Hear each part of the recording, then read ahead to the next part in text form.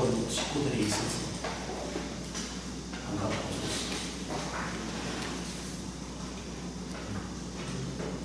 이번 학기 제 강의가 구속사인데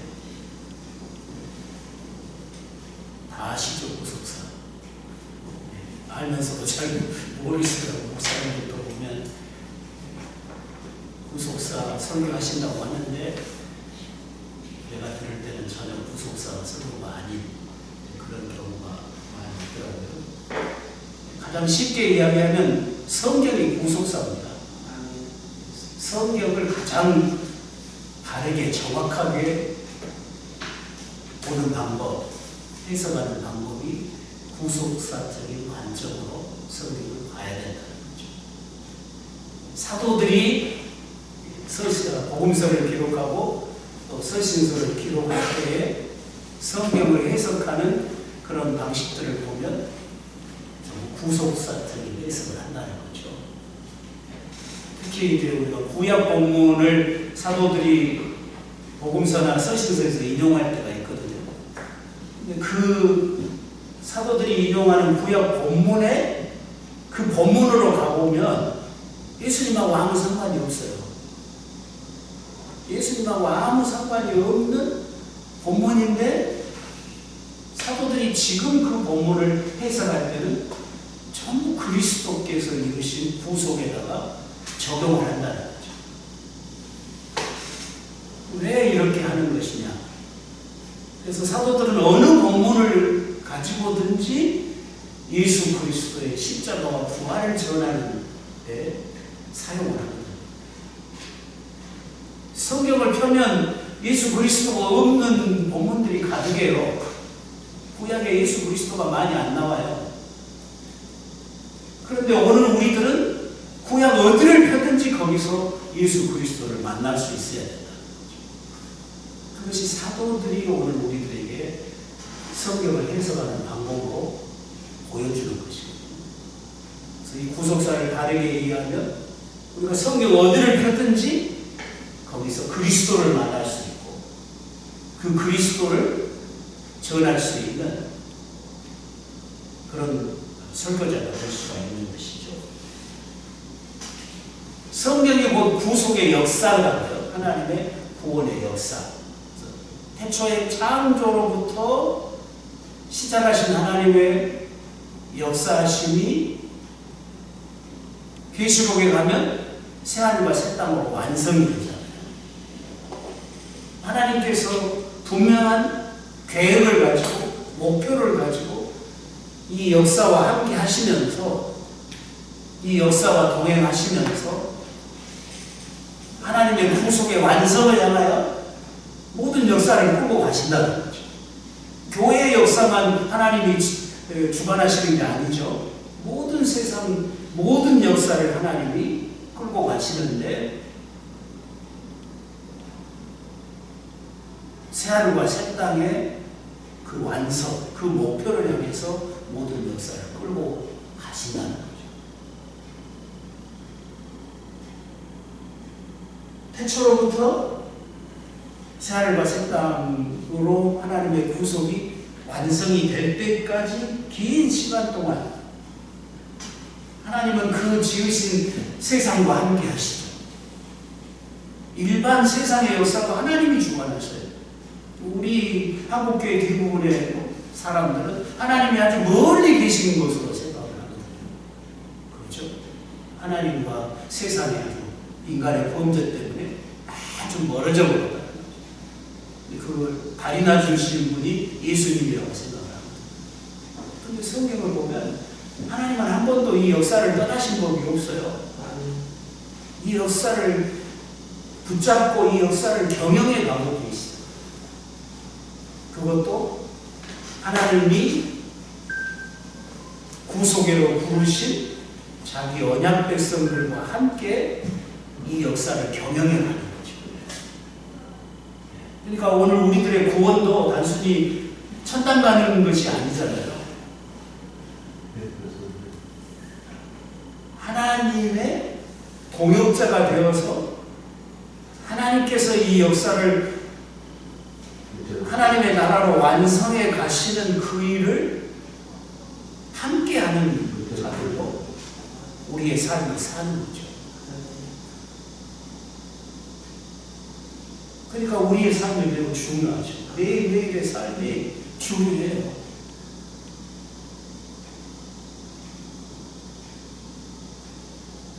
아담이 범죄함으로 타락한 것을 하나님은 타락한 후에 세상을 버리신 게 아니라 여전히 세상을 붙잡고 계시면서 역사를 끌고 가신다.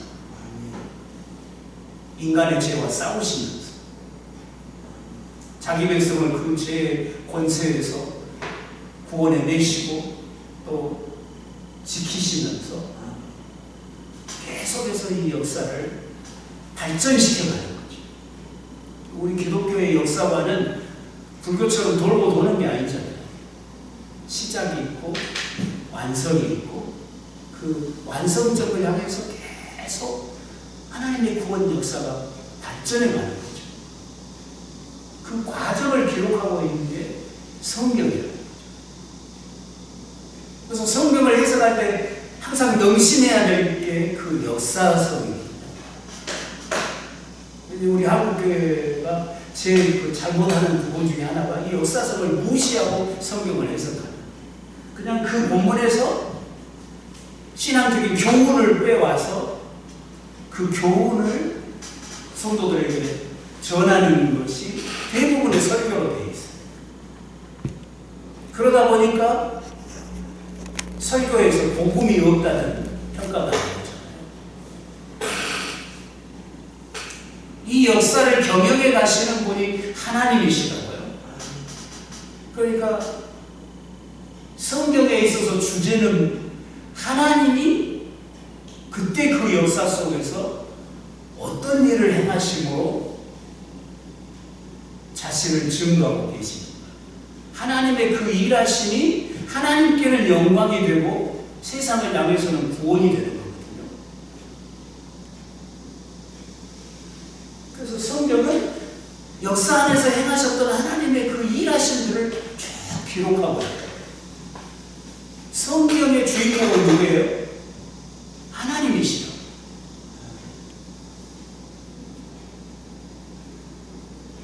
근데 역사는 어쩐다고요? 반복된다고요? 계속해서 역사가 성장하고 발전해 갑니다. 그걸 놓쳐버립니까? 그걸 생각하지 않고 성경을 해석하니까 교훈만 찾게 돼요. 옛날에 하나님이 과거에 했던 그 일을 오늘 반복하시지 않거든요. 옛날에 했던 일을 하나님이 또 반복하고 있으면 역사가 발전하겠어요? 발전 안 하겠죠. 하나님의 같은 일만 계속 반복하고 있으면 하나님의 구원 역사가 발전해 가겠어요? 멈춰 있겠죠. 그러니까 하나님은 같은 일을 반복하시지 않는다. 더 큰 일들을 하시는 거죠. 더 큰 구원의 일들을 행해 가시는 거죠.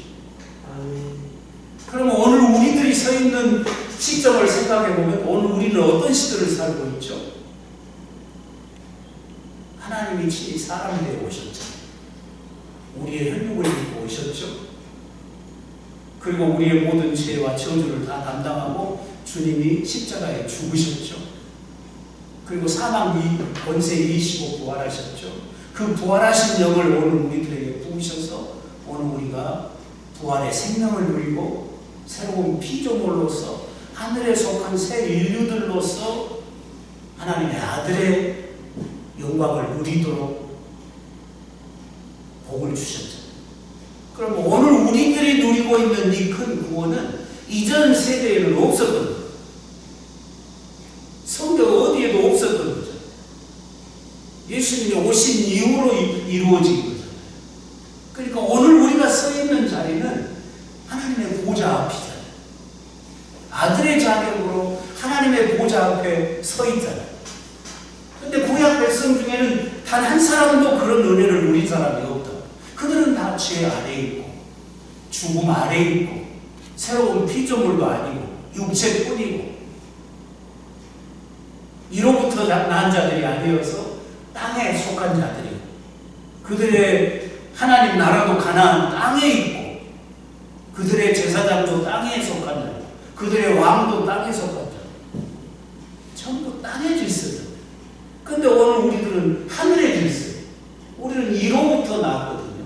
그 이로부터 나왔다는 말은 이로부터 오신 주님과 연합했다는 거죠. 주님의 부활하신 죽으심에 연합해서 우리의 옛사람, 땅에 속했던 우리의 옛사람, 죄와 사망에 속했던 우리의 옛사람은 죽었다. 그리고 예수님의 부활과 연합해서 이제 우리가 하나님께 대하여 사는 사람, 새로운 피조물, 종이 아니고, 구약에서는 다 종의 자리에서 멀리 성소에 보좌 앞에 못 나가잖아요. 근데 오늘 우리들은 아들의 자격으로 하나님의 보좌 앞에서 하나님을 섬기는 그런 구원을 누리고 있다. 그럼 이런 우리에게, 이런 생명을, 부활의 생명을 누리고 하늘 영광을 다 누리고 있는 아들된 우리에게 맞는 영의 양식이 되려면 구약 백성에게 주신 말씀, 종들이고 육체뿐이고 죄와 사망 아래 있고 땅에 속한 자들이고, 그런 자들에게 주신 말씀이 구약의 말씀이죠. 근데 그 말씀을 그대로 오늘 우리들에게 먹이면 안 되죠. 그래서 복음이 없다는 거죠. 우리에게 복음은 뭐예요? 예수 그리스도잖아요. 예수 그리스도가 우리의 생명이잖아요. 예수 그리스도가 우리의 기쁨이잖아요. 예수 그리스도가 우리의 능력이 되시잖아요.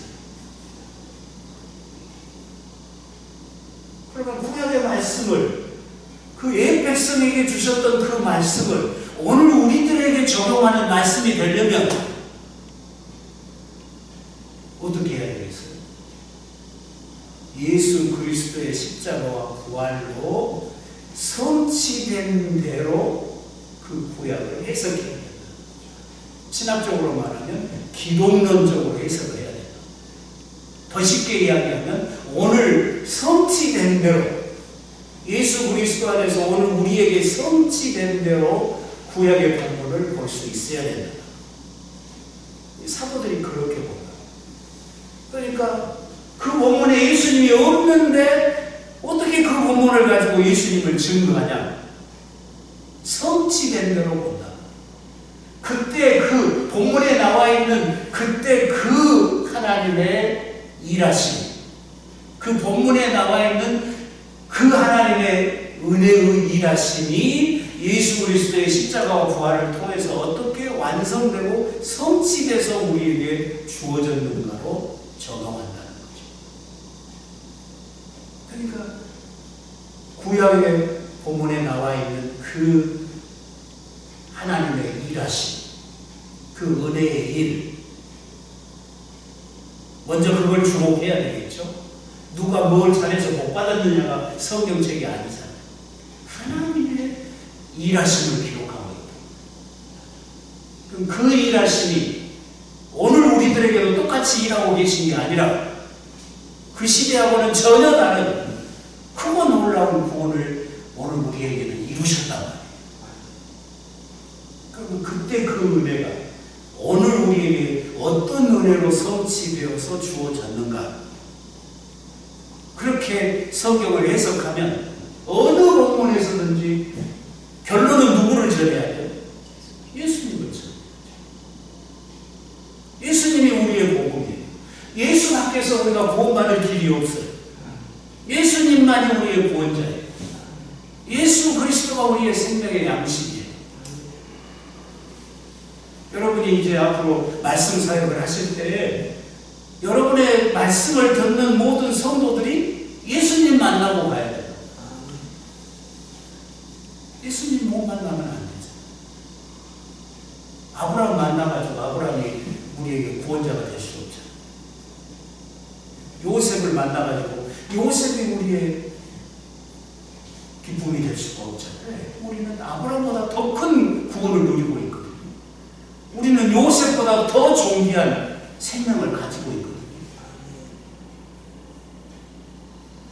근데 우리는 성경을 잘못 보고 있는 거잖아요. 아브라함은 이렇게 순종자에서 복을 받았으니까 우리도 순종해서 복 받자. 요셉은 이렇게 신실하고 정직하고 거룩하고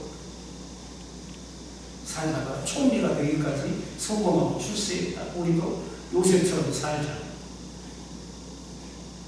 그게 이제 한국교회 대부분의 설교거든요. 많은 문제가 있는 거죠. 아브라함이 뭘 잘했느냐가 성경이 아니에요.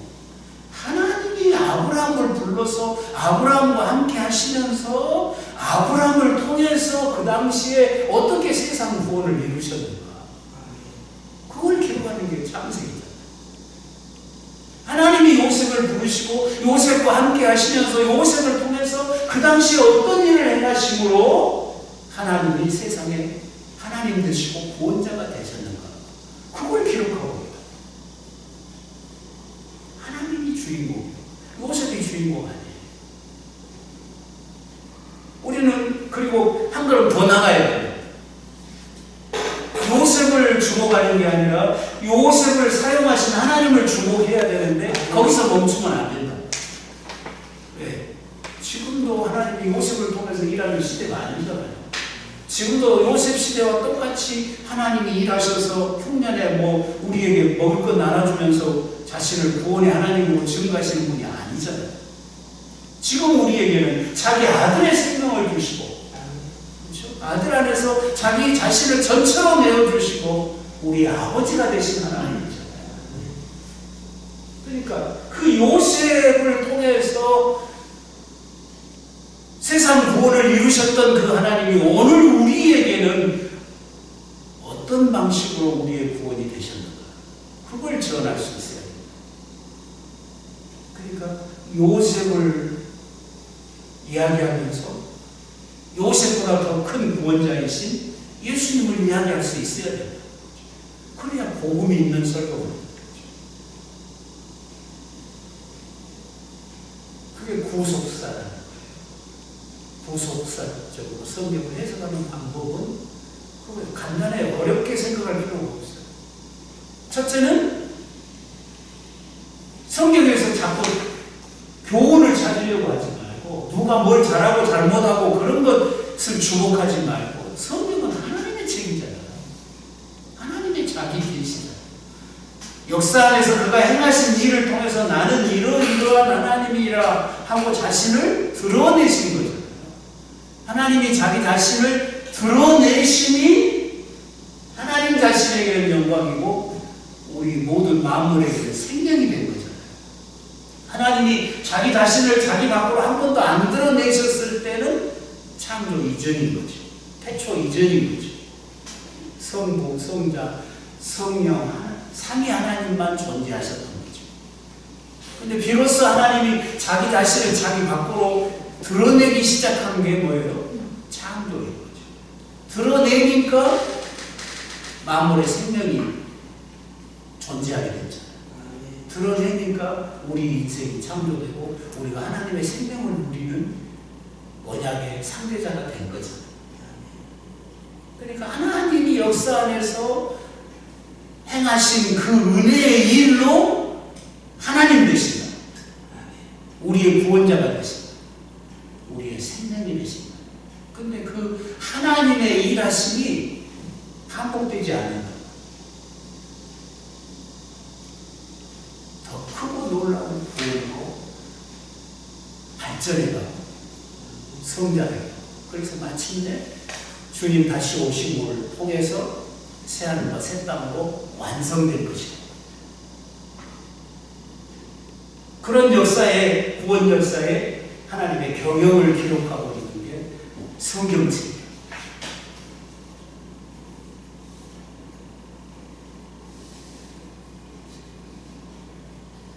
그래서 성경을 해석할 때는 항상 역사를 따라 해석해라. 역사를 빼면 안 된다. 역사라고 하는 것은 항상 완성된 시점에서 과거를 해석하잖아요. 오늘의 관점에서 과거를 해석합니다. 역사라는 것은 그래서 자꾸 역사가 더 성장하면 성장할수록 역사의 해석이 달라지잖아요. 그렇죠? 군사정권에서는 5.16이 뭐였어요? 혁명이었죠. 근데 김영삼 문민정부가 들어서니까 5.16은 뭐였어요? 구테타였죠. 해석을 다시 해야 돼요. 그게 역사의 해석 방법이라고. 성경도 구원 역사예요. 그럼 오늘의 관점에서 모든 성경을 볼 수 있어야 돼요. 그럼 오늘이 뭐예요? 오늘 우리가 부활의 생명을 누리고 있다. 하나님의 아들의 영광을 입고 있다. 그러니까 우리가 전하는 모든 메시지가 우리가 성경을 읽을 때마다 아들된 우리에게 합당한 메시지죠. 그런데 왜 종들에게 주셨던 육체뿐인 제 안에 있는 자들에게 주셨던 그 말씀을 왜 그대로 먹이냐? 그럼 예수님이 안 오셨냐? 예수님이 헛되이 죽으셨냐? 예수님이 부활이 헛것이냐?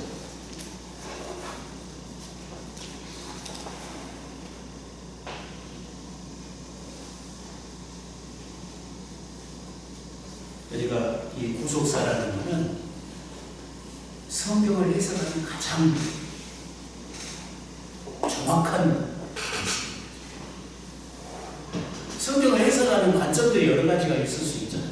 어떤 분은 그냥 하나님 나라 관점에서 모든 성경을 해석하죠. 선교하신 분들은 전부 선교적인 관점에서 성경을 풀더라고요.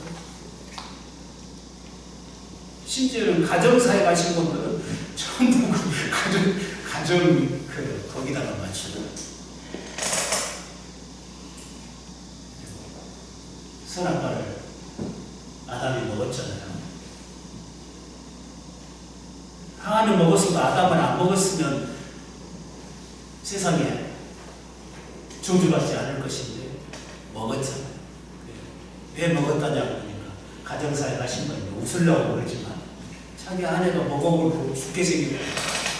그러니까 남편이 생각할 때 마누라 없는 세상 사느니 나도 뭐 어찌 해야 되겠다. 그러고는 저도 먹을 때 가정사에 가신 분이 감기 중에 그런 이야기를 하시더라고요. 근데 보면 성경을 전부 그 자기 관점으로 해서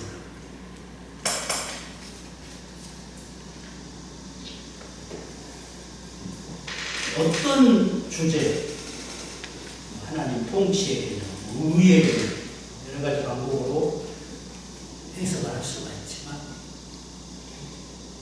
모든 성경은 반드시 구속사적으로 봐야 돼요. 적용을 할 때에 선교적으로 적용을 하든지 다른 어떤 방식으로 적용을 하든지 그 다음 문제고 일단은 구속사적인 바른 해석이 나와야 돼요. 뭐 영성 훈련이니 뭐 많은 것이 있잖아요. 한국 교회 안에도 셀이니 제자 훈련이니 많은 프로그램들이 있는데 들여다보면 복음이 없고 방법론은 있는데 참된 복음이 있고 참된 복음이 없으면 그 다 잘못 적용하게 되잖아요. 자기 입맛에 맞게 적용하게 되죠. 그래서 가장 중요한 게 구속사적으로 성경을 다르게 이해하는 거예요.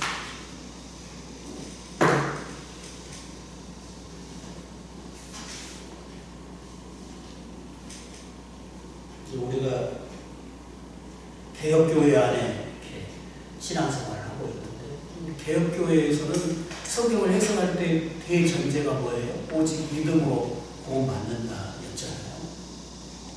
루터의 종교개혁 이후에 성경을 해석하면서 전부 그 전제에다가 맞게 해석을 해온 거예요. 그리고 그 본문이 그 전제에 안 맞으면 상징적으로 해석을 하고 영예를 하고 해석하고 맞춰온 거죠.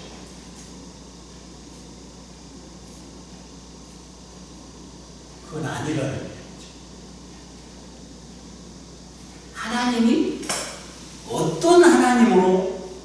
그 시대 그 역사 속에서 자기 자신을 드러내고 계십니다.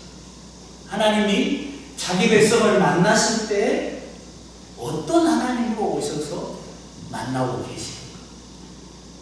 그게 생명이거든요. 하나님이 내게 오신 것이 우리의 의로움이잖아요. 그렇죠? 여러분 의로우시죠? 의인이시죠? 그러면 우리가 죄가 없어서 의롭다는 것이 아니잖아요. 하나님이 내게 오셔서 나의 하나님 되어주심이 나의 의로움이죠. 하나님이 나의 하나님 되어주셨으면 누가 나를 정죄하겠어요? 누가 나를 해하겠어요? 그게 우리의 진정한 의로움이거든요.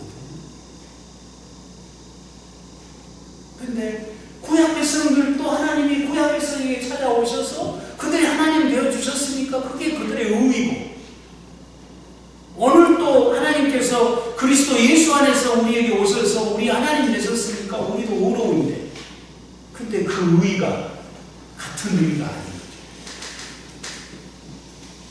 구약 백성의 의와 신약 백성의 의가 전혀 달라요. 구약 백성은 의로워도 언약 백성이고 하나님의 택함받은 구원 백성이어도 성소에 못 들어가죠. 성소에 들어가요? 성전 뜰에 있어요. 휘장으로 다 막혀있죠. 심지어 대제사장까지라도 하나님의 보좌가 있는 지성소는 1년에 대속죄 1년 잠깐 들어갔다 나와요. 그것도 심한 두려움. 근데 오늘 우리는 어째? 우리의 머리 대신 중보자가 하나님 보좌 우편에 계시잖아요. 머리가 가는 곳까지 우리가 가는 거잖아요. 우리는 은혜의 보좌 앞에 어떤 시간이든 담대하게 아들의 자격으로 보좌 앞에 나아가는 거죠. 오늘 저와 여러분이 있는 이 자리가 하나님의 보좌 앞이잖아요. 우리가 가는 곳까지 하나님의 나라죠. 우리가 가는 곳까지 하나님의 성소인 거죠. 이런 은혜는 구약시대는 없었던 거예요. 그러니까 성경을 해석할 때 역사성을 빼면 안 된다는 거예요. 그게 제일 중요한 키가 돼요. 그리고 중요한 것은 성경이라는 것은 하나님의 계시라고, 자기 계시라고, 하나님이 누구신가를 증거하고자 성경이 기록되고 있다. 하나님의 책이라는 거죠. 그러니까 우리는 성경을 볼 때 하나님을 주목해야 된다는 거죠.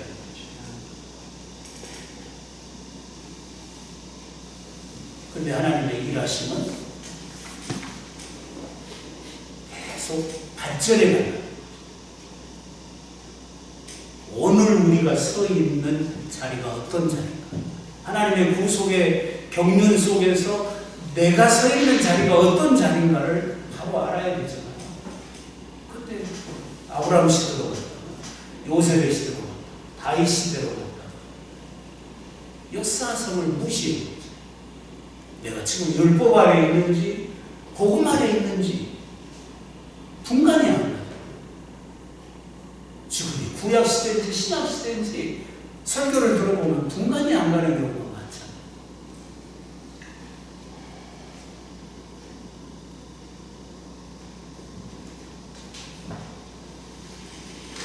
우리가 성경을 연구하고 성경을 배우고 하는 가장 큰 목적은 뭐예요?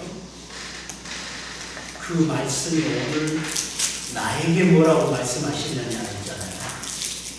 아무리 성경을 잘 안다고 할지라도 그 성경 본문의 말씀이 나하고 상관없으면 그 성경 하나의 책에 불과하잖아요. 반드시 성경 어디를 펴든지 그 본문의 말씀이 오늘 나에게 하시는 주의 말씀이 돼야 되죠. 그러려면 구속사적인 해석을 통해서 예수 그리스도의 부활의 빛으로 해석해서 부활의 은혜를 누리고 있는 나에게 적용이 돼야 된다. 그냥 그대로 적용하신 거예요.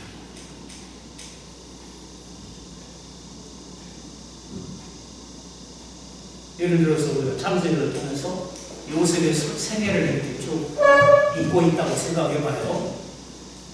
그러면 이제 우리는 어떻게 습관이 돼 있어요?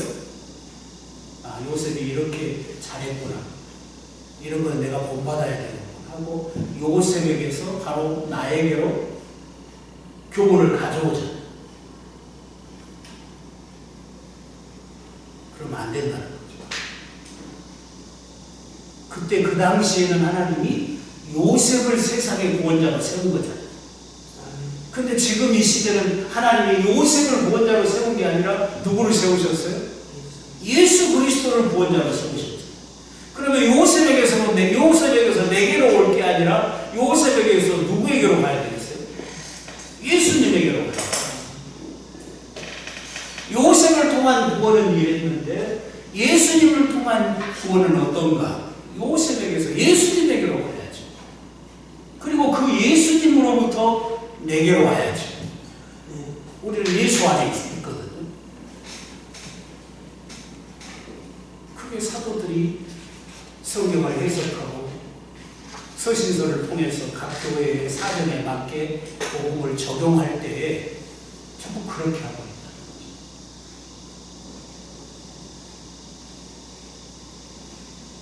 이해가 되신가요? 잠깐 쉬었다가